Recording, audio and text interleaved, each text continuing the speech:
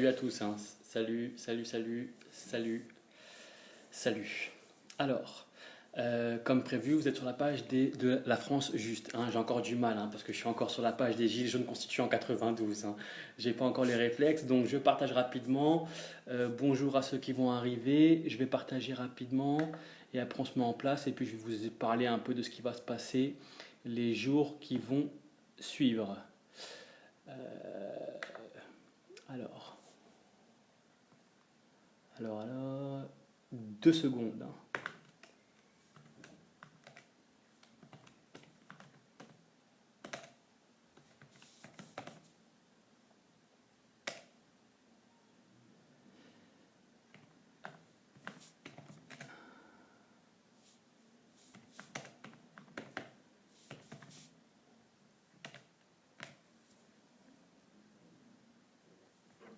Alors, je partage, hein, parce qu'en fait, comme justement sur cette page-là, il n'y a pas beaucoup de personnes encore, hein, elle est toute neuve. Donc c'est ma première vidéo sur la page justement de la France Juste, hein, c'est la page du parti qui va me permettre de me présenter justement aux élections municipales de la ville de Nanterre. Donc, attendez.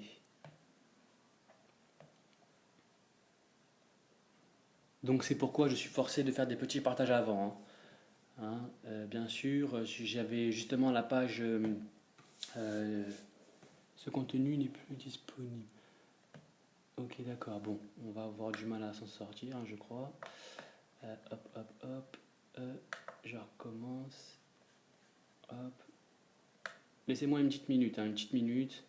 Parce que là, vous voyez, il n'y a personne encore sur la page, hein, donc je suis forcément obligé de prendre mon temps et de partager avant de commencer quoi que ce soit. Donc, je partage ça. Hop, hop. Voilà. On y est presque. On y est presque.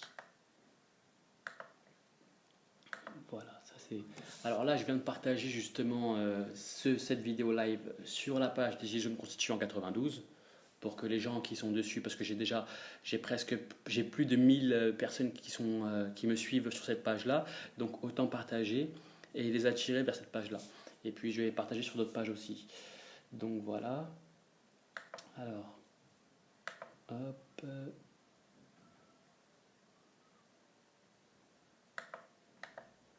Voilà, voilà, voilà. Bonjour à ceux qui viennent d'arriver, hein. Donc, comme je l'expliquais, vous êtes sur la page de la France Juste. Je partage rapidement parce que j'ai pas beaucoup de gens sur cette page-là. C'est pour parler d'eux parce que demain, je rentre en campagne officielle, hein, des élections municipales de la ville de Nanterre. Donc, je voulais vous parler un peu de la situation, faire quelques mises à jour sur quelques sujets que j'avais pu voir depuis quelques jours. Et puis voilà, c'est pour ça que ces derniers temps, j'ai pas eu trop le temps de vous faire des vidéos comme Mathieu Informe, hein, les émissions de Mathieu Informe et d'autres choses parce que je suis concentré sur la campagne. Donc voilà, et concentré sur aussi les démarches administratives. Donc voilà. D'ailleurs, j'ai quelques bonnes nouvelles, hein. Moi qui pensais que justement, après tout ce que j'avais pu vous raconter jusque-là, moi qui pensais que ça allait être compliqué, tout simplement de participer à ces élections. Hein. Bon, bah, y a rien de concret encore, mais déjà j'ai des réponses. Déjà, mon parti a pu être créé, donc j'ai créé mon parti. Et là, justement, j'attends un courrier qui devrait me permettre de justement poursuivre la démarche et après aller à la préfecture pour la suite des choses. Donc voilà. Donc dès demain, hein, je rentrerai en campagne. Pour l'instant, comme je l'expliquais, pour l'instant, je suis seul, hein. J'ai créé mon parti seul. Je n'ai pas d'influence derrière moi, hein. Tout est spontané et indépendant, hein. Vous avez pu voir la description du parti, hein. Je ne mens pas, hein. En tout cas, jusqu'à nouvel ordre, il n'y a pas eu de changement, hein. Donc voilà, nous sommes ni de droite ni de gauche ni centriste. Nous sommes pour les meilleures solutions possibles. Nous sommes un parti libre. Voilà, sans dogme, hein, bien sûr, et puis en fait pour remettre les choses au goût du jour. Après bon, je n'espère pas grand-chose, hein, de ces élections. J'espère gagner comme tout le monde, bien sûr. On ne consacre pas son temps et son énergie en vain pour aucun résultat. Mais déjà, ça pourrait me permettre de pouvoir vendre mon livre, hein, mon livre que j'ai écrit en rapport justement au, aux manifestations, aux mobilisations populaires. Donc j'ai écrit un livre dessus qui expliquait un peu la situation. Ces élections pourraient me permettre déjà de pouvoir vendre mon livre et aussi pouvoir me permettre déjà, si jamais je devais gagner, déjà aider énormément de gens à changer de société, à essayer en tout cas réellement de faire bouger les choses.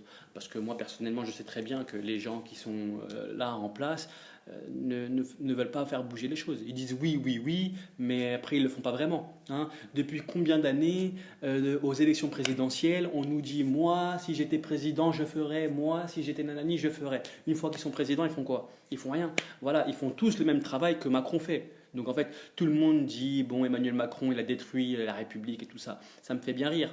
En fait, Emmanuel Macron, il a rien inventé. Emmanuel Macron, il fait la suite de ce qui était déjà prévu en place. Hein. Depuis on peut remonter jusqu'à François Mitterrand. Hein. Donc voilà, donc c'est trop facile de dire c'est de la faute à Macron. C'est pas Macron qui a fait rentrer la France dans l'Union européenne. Après, je ne défends pas Macron, je ne défends pas Emmanuel Macron, pas du tout. Mais ce que je dis, c'est que ces gens-là suivent la même ligne directive. Donc voilà, et puis ces gens-là sont financés, et financés de manière c'est pour ça que je le disais la dernière fois, je disais, moi justement, si on devait me financer, on ne me financera pas de manière à me faire du chantage. D'accord? Et ça, ce sera déjà mis clair et net. Par exemple, dès demain, comme je disais, je rentre en campagne. Donc déjà, tous les gens que je vais démarcher, les collectes que je vais mettre en place et tout ça, je l'expliquerai bien aux gens qui souhaitent donner. Hein. Vous ne donnez pas à Mathieu pour qu'il puisse s'acheter une paire de Louboutin. Là, vous donnez à la France juste, d'accord? Pour une idéologie basée sur la méritocratie. Voilà, tout simplement. Une idéologie basée sur la méritocratie. Tout doit se faire au mérite, tout simplement. Donc le meilleur de chaque catégorie, il gagne. C'est pas le piston, c'est pas le lien du sang. En tout cas, pas chez moi. C'est pas comme ça, d'accord? C'est le mérite. Voilà. Celui qui bosse, celui qui montre, celui qui prouve. Donc voilà. Donc je voulais aussi vous parler de quelques sujets que j'avais mis en place. Hein. Déjà lors de la campagne, je vous en parlerai un peu de ce que je vais faire. Je vais vous expliquer un peu la situation, mais je voulais vous parler un peu de sujets que j'avais mis en place parce que ça fait longtemps que je ne vous ai pas parlé des choses que j'avais pu voir sur les réseaux sociaux ou dans les infos. J'avais vu justement quelque chose qui m'avait choqué par rapport au vaccin obligatoire. Hein. D'accord, vous êtes tous au courant que depuis 2017, je crois, ils ont essayé d'installer 2018, ils ont essayé d'installer 11 vaccins obligatoires. Hein. Donc au début, c'était juste dit, mais pas réellement mis en place. Hein. Et là maintenant on commence à en parler de plus en plus que les enfants nés à moins de 2 ans en arrière seront obligés d'être vaccinés. Donc pourquoi ces gens-là seront obligés d'être vaccinés? Pas 3 ans en arrière, pas 4 ans, pas 5 ans. Hein. Pourquoi 2 ans? Donc vous voyez, donc après ils vont dire que ceux qui ne sont pas vaccinés sont un problème pour ceux qui sont vaccinés. D'accord? Et justement, ce que j'avais vu, c'est que déjà, ils menaçaient que les enfants qui ne seront pas vaccinés risquent de ne pas être scolarisés. D'accord? Donc, les parents qui refuseraient de vacciner leur enfant, de leur faire subir les 11 vaccins, en fait, ils risquent de ne pas pouvoir placer leur enfant à l'école, quoi. D'accord? De scolariser leurs enfants. Moi, j'ai envie de dire, personnellement, aujourd'hui, j'ai pas d'enfant. Mais si j'en avais, franchement, ça me ferait rien du tout qu'ils n'aillent pas à l'école. Franchement, je le dis, hein, je pense que n'importe qui a les capacités de faire des cours par correspondance. Il y a des formations pour ça déjà. Hein, et après, bon, ils n'ont pas besoin d'être Einstein pour apprendre déjà à lire, à écrire, les bases hein, déjà. Et après, tout le reste, j'ai envie de dire, c'est du folklore, quoi. Mais bon, c'est l'histoire de la vie. Donc après, c'est à vous d'apprendre l'histoire et de la raconter. Et je pense que c'est mieux que si vous êtes intelligent et que si vous connaissez, vous êtes instruit sur l'histoire, je pense que c'est mieux que vous racontez votre histoire à vos enfants que l'académie ou je sais pas qui. Donc voilà, mais après, bon, l'école c'est bien, je crache pas sur l'école. Le fond est bien, mais la forme, comme je le dis souvent, c'est pas indispensable, quoi. Donc s'ils nous menacent 11 vaccins contre l'école, j'ai envie de te dire, pas d'école, pas de vaccin, voilà, je préfère. Je préfère moi personnellement.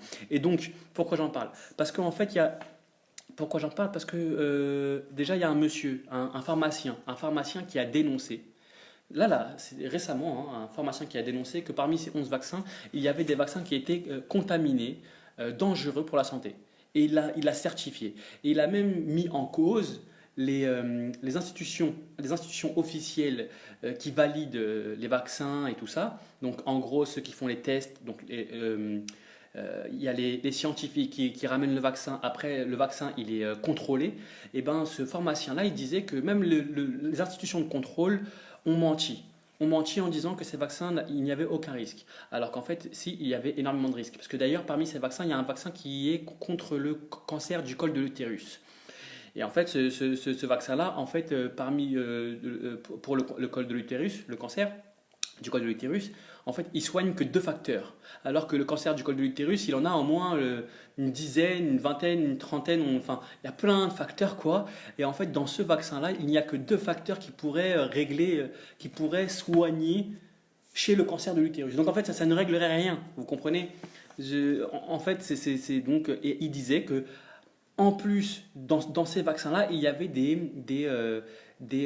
substances qui n'avaient rien à faire là, des substances toxiques nucléaires, en fait, dans ces vaccins. Par exemple, il disait contamination. Alors, j'ai très mal écrit, ça qui est dommage parfois. Voilà, contamination de nanoparticules toxiques. Donc, en fait, il y a des nanoparticules toxiques dans ces vaccins-là. Donc, c'est étonnant. Bon, on va passer à un autre sujet maintenant. Ensuite, je voulais parler aussi d'une université où un professeur, j'ai vu ça sur Internet, j'étais très choqué. Hein. D'ailleurs, c'est Télévision 5 Mondes, je crois, TV 5 Mondes, je crois, une émission comme ça. En gros, un professeur d'une université de Perpignan explique en fait son parcours, qu'en gros, il a dénoncé une sorte de corruption qu'il y avait dans les universités. Et en fait, il a fini en hôpital psychiatrique. D'accord. En fait, c'était le directeur de l'université qui a appelé l'hôpital psychiatrique pour venir le placer. Et c'est ce directeur d'université était un ami du préfet en place. Si j'explique bien, bon, allez voir par vous-même. Hein. Vous tapez sur YouTube, vous tapez professeur d'une université, hôpital psychiatrique. Hein. Vous verrez bien, c'est sur Internet. Moi-même, j'ai été choqué. Hein. Je me suis dit, mais qu'est-ce qui se passe hein. Les universités s'occupent de ce genre de choses. Donc voilà, je vous invite à aller regarder. Hein. Je ne vais pas rentrer dans les détails. Après, bon, je voulais parler de quoi aussi? Je voulais parler que justement, l'Assemblée nationale allait justement bientôt parler de plusieurs sujets. Hein. Vous avez pu voir l'affaire avec Monsieur Ferrand, hein, le président de l'Assemblée nationale, qui a voté une loi alors que les votes à main levée étaient totalement discutables. Hein. Et il a à peine regardé qu'il a dit la loi. L'amendement pour la PMA, je crois, c'est ça, hein, la PMA a été validé. Donc en gros, les hommes et les femmes du même sexe pourraient avoir des enfants. Donc voilà, ils ont fait passer la loi. Hein. Donc en fait, ils favorisent des femmes célibataires, même des femmes célibataires. Hein. Ça veut dire non seulement que ce soit des femmes lesbiennes ou des hommes homosexuels pourraient adopter officiellement des enfants en France, et aussi les femmes célibataires. Donc déjà, je trouve ça totalement injuste. Hein. Depuis quand? Déjà, je suis contre qu'une femme célibataire, enfin moi personnellement, je suis contre qu'une femme célibataire puisse avoir l'envie d'avoir un enfant et avoir un enfant par insémination artificielle. Ça voudrait dire quoi? Et en plus de ça, ça créerait une totale injustice envers les hommes qui, eux, s'ils sont tout seuls, par exemple, l'homme hétéro ou pas, de toute façon, parce qu'on ne sait pas, vu qu'il est célibataire, on s'en fout. Donc, pourquoi l'homme, alors, dans ce cas-là, il n'aurait pas le droit d'avoir un enfant? Moi, je suis contre les deux cas, déjà, d'une. Parce qu'il faut savoir qu'un enfant qui ne grandit pas avec ses deux parents, c'est un choc psychologique. Il faut le savoir, même s'il est minime. Moi, personnellement, je n'ai pas grandi avec mes deux parents, et je peux vous dire qu'il vous manque quelque chose. Il vous manque quelque chose, même si, bon, vous grandissez, vous êtes en bonne santé. Oui, bon, c'est pas gênant en soi, mais ça peut favoriser certains mal-être ou certains problèmes de comportemental chez les hommes ou les femmes qui grandissent sans leurs deux parents. Il faut avoir absolument dans l'idéal les deux parents, bien sûr. Que ce soit les deux parents, quand je parle de deux parents, je parle d'un homme et une femme. Mais après, en soi, attendez, excusez-moi, que je ne sois pas gêné. Si tu veux passer, vas-y.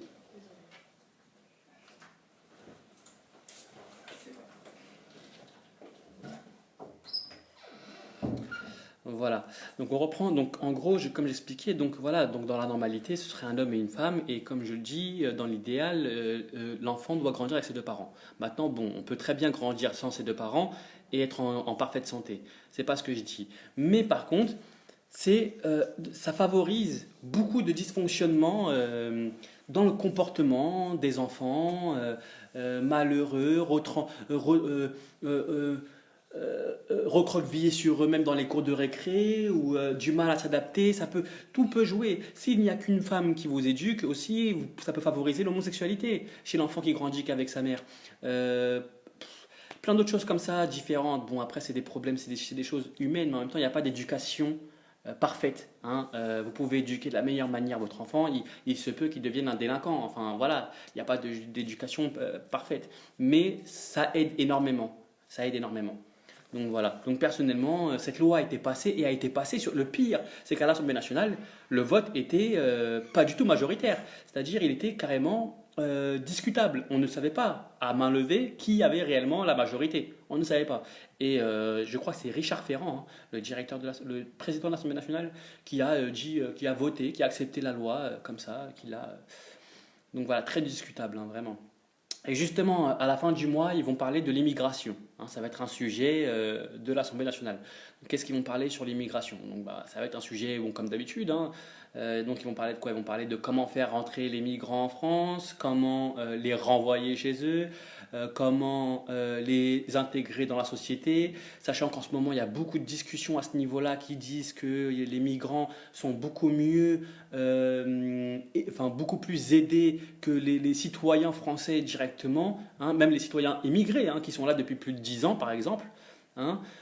Donc en fait, il y a des graves problèmes en fait, parce qu'on connaît maintenant, on connaît la situation, on sait très bien comment on fait rentrer les migrants parce que la main-d'œuvre est beaucoup moins chère, hein, comme on a pu voir dans les chantiers, dans un reportage, je ne sais plus c'était quelle chaîne, mais en gros, il y avait des Roumains qui travaillent dans les chantiers qui étaient payés 5 euros de l'heure.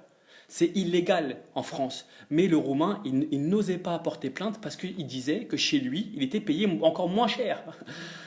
Mais chez eux, c'est légal. Mais par contre, ils viennent en France, donc ils prennent 5 euros.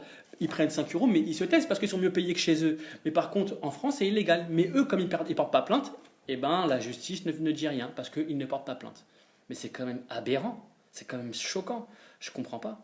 Moi, je comprends pas. Et ça veut dire quoi? Parce que ça veut dire quoi? Ça veut dire on fait venir des gens, des étrangers en France qui, eux, trouvent du travail moins cher. Les Français, eux, sont au chômage. Et on s'en fout. Le chômage augmente. Et on s'en fout, quoi. Enfin, je comprends pas. C'est quand même aberrant. Bon. Donc, je me dis qu'à un moment donné, forcément, il y aura saturation. Forcément. À un moment donné, il y aura saturation. Obligatoirement. Après, je voulais parler aussi. Il y a eu un témoignage d'un policier qui a fait un témoignage, qui a fait une vidéo que j'ai vue sur les réseaux sociaux. Parce que bon, on a pu voir, hein, depuis les dernières mobilisations des Gilets jaunes qu'il y a pu y avoir ces derniers temps, hein. D'ailleurs, bon, la mobilisation est toujours présente, hein. La mobilisation des Gilets jaunes est toujours présente, hein. Tous les samedis, ils sont toujours là. Bon, ils sont un peu moins qu'il y a quelques mois, mais ils sont toujours là. Et c'est quand même à prendre en compte, hein. Il n'y a pas de nombre de personnes où ils méritent plus à être traités que d'autres, hein. Et je vous rappelle que nous, de toute façon, quand on était plus de 100 000, hein, dans Paris. On n'a rien obtenu, hein. Enfin, on n'a rien obtenu. On continue de travailler, on bosse, hein. Ce que je fais, c'est toujours la même chose, hein. Donc voilà. Et ce policier-là, justement, il disait qu'en fait, il en avait ras-le-bol, il en avait marre de recevoir des ordres.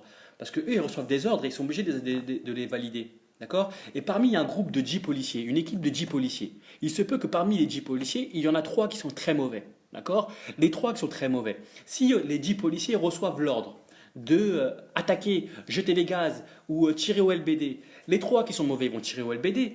Et les 7 autres, on ne peut pas les mettre dans le même cas. Mais sauf qu'ils sont dans la même équipe. Mais eux, ils vont se mettre en retrait. Ils vont peut-être pas tirer au LBD. Ils vont peut-être pas tolérer que leurs collègues tirent au LBD, mais ils ont reçu l'ordre de tirer au LBD. Donc ils ne peuvent pas leur reprocher aux trois collègues d'avoir tiré, vous comprenez? Donc voilà, je voyais qu'il y avait un policier qui disait mais moi j'ai pas d'LBD sur moi madame, vous criez sur moi mais moi j'ai pas d'LBD. Donc vous voyez bien qu'ils sont pas tous d'accord mais ils reçoivent l'ordre. Donc à partir du moment où ils reçoivent l'ordre, il n'y a plus de, de, de discussion possible. Le policier qui ne tolère pas le LBD, il ne peut pas aller voir le policier qui a tiré en lui disant tire pas, alors que l'état-major a donné l'ordre de tirer. Vous comprenez? Et d'ailleurs, parmi l'interview, dans l'interview, le policier disait qu'ils en avaient marre et que la cause était l'état-major du préfet de Paris. Préfet de police, je sais plus comment on dit, préfecture de police de Paris. Voilà, l'état-major de la préfecture de police de Paris qui en fait donnait des ordres, qu'ils avaient du mal comment dire, à assumer, tout simplement. Voilà, ils avaient du mal à assumer. Donc vous voyez, il faut donc bon pour les gens qui veulent réellement euh, euh, se plaindre et tout ça, apprenez à vous plaindre là où il faut savoir se plaindre, d'accord? Parce que sinon, on va tourner en rond, on va jamais s'en sortir, d'accord? Vous pourrez crier tous les jours sur les policiers, vous pourrez faire tout ce que vous voulez sur les policiers, vous pourrez tous les mettre en prison. Si vous laissez la hiérarchie en place, ça recommencera dans un an, d'accord? Donc apprenez à être pragmatique. Allez tout de suite, allez vous en prendre aux gens qui ont le pouvoir. Allez pas, je veux dire, et quand je dis vous en prendre, c'est tout simplement aller vous adresser, allez, faites les choses bien, tout simplement. Donc voilà. Donc on va revenir à la candidature. Donc je vais commencer demain dans la ville de Nanterre. La ville de Nanterre, on est plus de 100 000. J'avais déjà expliqué combien on était à peu près et qu'est-ce que c'était que la ville de Nanterre. Donc voilà, donc avec moi j'ai un questionnaire d'adhésion pour entrer dans le parti, un questionnaire de la vie civile pour justement me renseigner sur comment les gens de la ville de Nanterre se sentent, comment ils vivent la chose, voilà. Donc j'invite tout le monde à faire la même chose d'ailleurs dans leur commune, hein. J'invite tout le monde à se présenter, tous les gilets jaunes, tous les dissidents, tous les gens qui en ont marre du système, tous les gens qui en ont marre de voter, tous les gens qui ne votent plus, voilà, voilà. Et bien sûr, un minimum voilà, je veux dire, un minimum, n'allez pas vous afficher non plus, hein. Apprenez un petit peu, instruisez-vous, et après, mobilisez-vous, créez une équipe, et puis faites les démarches.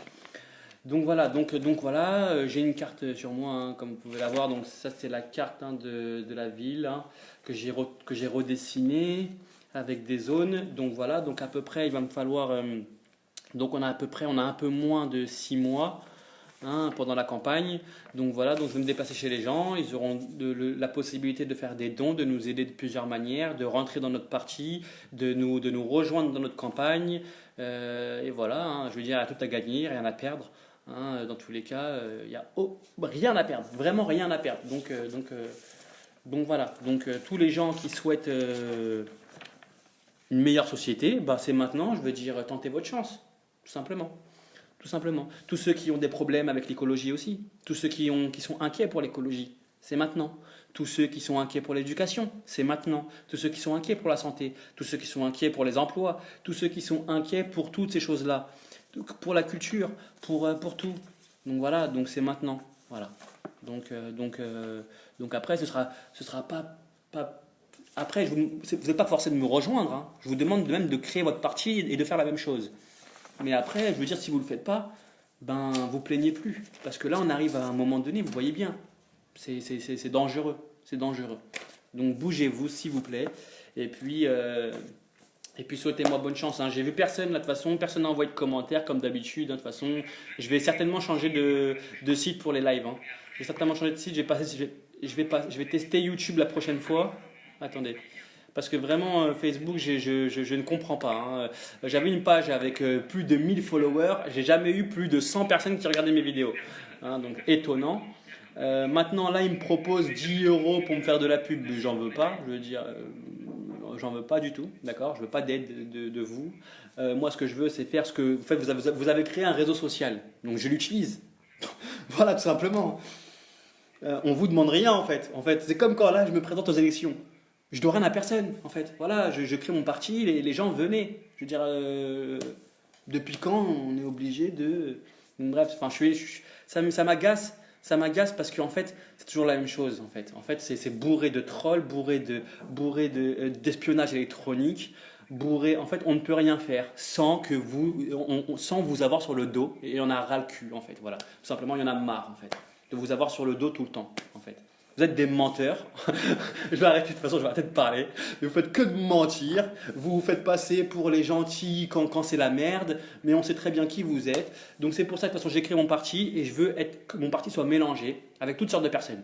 C'est-à-dire s'il peut y avoir des gens qui ont été des ex de la gauche, des ex de la droite, des ex de l'extrême gauche, des ex de l'extrême droite. Je veux tout mélanger parce que je ne veux pas participer à votre ancien monde en fait. Donc voilà. Donc merci à vous en fait, merci d'avoir participé. Continuez de suivre et puis dans tous les cas, on vous tiendra au courant de la suite des choses. On fera des mises à jour constantes sur la situation. Salut à celui qui va me dire salut. Hein. Bon bah t'as attendu que je te dise de me dire salut pour me dire salut. Bon, ok nickel. Donc merci à vous et puis à bientôt et puis bah voilà. Allez, ciao.